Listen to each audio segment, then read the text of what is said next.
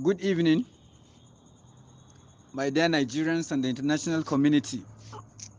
Now, I want to address Nigerians and the international community about the current happenings in northern Nigeria. Although it's not only northern Nigeria, it's the entire country, but most particularly northern Nigeria. And I want to address the indigenous Nigerians and the Hausa people, particularly in Nigeria. We need to rise up. We need to open our eyes. The Fulanis are moving all villages, killing people, rampaging communities. They have no respect for religion. Fulani man has no respect, whether you are a Muslim or you are a Christian. I myself that is addressing you, I'm a Hausa person. These people have no regard for religion. If you are thinking it's about religion, you better open your eyes. The indigenous people in this country and the Hausa people need to rise up and open their eyes. This is not about religion, it's about ethnic cleansing. The Fulani people want to eliminate the indigenous Nigerians. Now, in my local government, Giwa local government of Kaduna State, it's a local government that is 99% Hausa people by tribe. But as I'm talking to you, over 4 days now, the Fulani militias have killed over 200 persons. And among them include my own relations. They have burnt houses. They have destroyed both Christians and Muslims. So it is high time for particularly the indigenous northern Hausas to unite themselves against this onslaught. If those that are in position of authority, if you think this is about religion, then you are still sleeping. This is not about religion. This is about ethnic cleansing. They are trying to eliminate the indigenous, Nigerians, the indigenous northerners, and take over their lands. This is about land grabbing.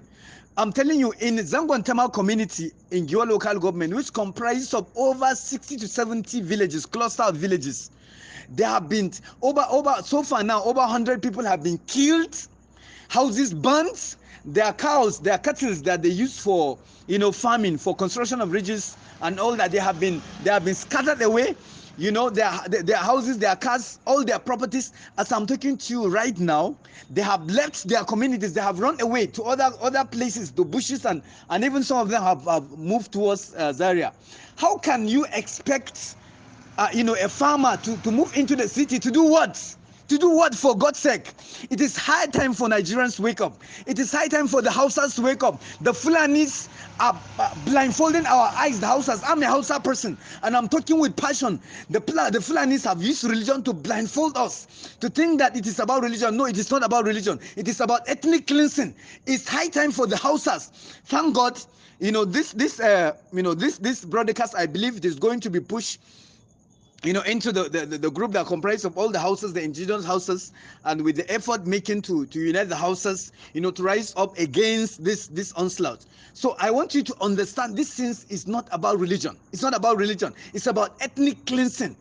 The same thing that is happening in southern Kaduna, where the indigenous southern Kaduna are being eliminated by the Fulanis. The same thing is also happening in northern Kaduna, where they are purely Hausas. So it's not about religion. If you heard that people are being butchered in southern Kaduna, houses, communities burnt, and you are happy and you think it's about Christians, now you better open your eyes. It's not about Christians. I'm a Hausa person. Our Giwa local government, which is in northern Kaduna, and many parts of Katsina, Zamfara, many people have been eliminated. Now I want you to know right now, as I'm talking to you, Tsaunin Mayo community and Kaya, there are villages, over 100 villages in that axis. It belongs to the western part of Giwa local government. Of course, just to mention, just about a few months ago, the house of the person representing us at the state level now, the State House of Assembly, was killed by the bandits. So, and this man too is a Hausa person, is a Muslim. So it's not about religion. I want you to understand that this thing is not about religion. It's about ethnic cleansing. Right now, as I'm talking right now, this evening, they have started operation from about 5 p.m. up to this time that I'm talking to you right now. The Fulani militias are still there operating. killing people, burning houses, raping our women, kidnapping those that they can kidnap. This enough is enough. This is not just kidnapping, it's even more than kidnapping. This is an invasion. Now, I want you to know that Giwa local government is one of the major, agricultural community in Nigeria. Giwa alone can feed the entire Nigeria. Now, Giwa market, for instance, Giwa grain market is one of the largest, grain market in Nigeria. So if the inhabitants of Giwa local government are chased away by the bandits, now that will have multiply effect. That will have negative consequences, not just on the livelihood of the people, the inhabitants of Giwa local government, but the entire economy of Kaduna State and the entire community. Economy of Nigeria. Farmers are living, are running. Farmers are coming to the city. What will they come to the city and do? What will they eat?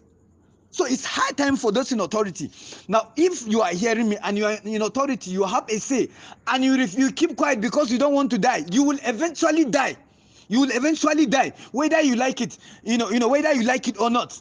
The governorship aspirant, from Katsina that was killed by the bandits some couple of months ago on his way from, Katsina to Abuja, to Abuja on the Kaduna-Abuja road. Did he knew that he was going to be killed? So if you think you are in position and you don't want to talk so that you will not be killed, you will still be killed. We that have chosen to come out and talk, we will still be alive. I know there is no devil in heaven and on earth that can eliminate my life.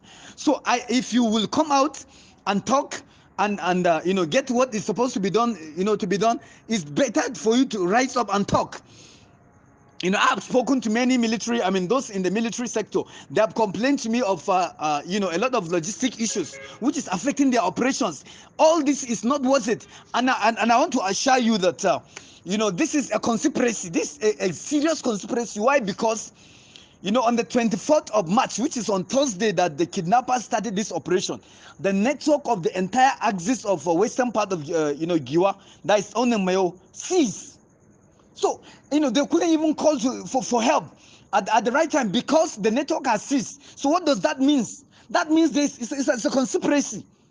Turji, the head of kidnappers, who is resident in Zamfara, has came out on the social media, has claimed responsibility for hundreds of lives, that have been killed, and yet nothing has been done to him. Which kind of governless country are we in? Life in Nigeria, in northern Nigeria particularly, most especially in Giwa local government, is becoming poor, brutish, nasty, and short. Life is becoming uncertain. Which kind of situation is this? I am calling on well-meaning individuals who can speak, whose voice can be heard, to rise up and speak against this evil. This is evil, and this evil will consume everyone eventually if we keep quiet. If you think you are in the city, if you think where you are is saved, and therefore you will keep quiet, I'm telling you, a time will come, even those in the city will not be spared. For some about some months ago, Zaria, which is a city, the second largest city in Kaduna State after the main, Kaduna city, has experienced a lot of, kidnappers attempts and all that. So don't say you are in the city and you will keep quiet. And even if you think you are saved, what about your relations? What about your relations that are in the villages? So let's come out and talk against this evil, and not just talk, but act against this evil. Those that have access to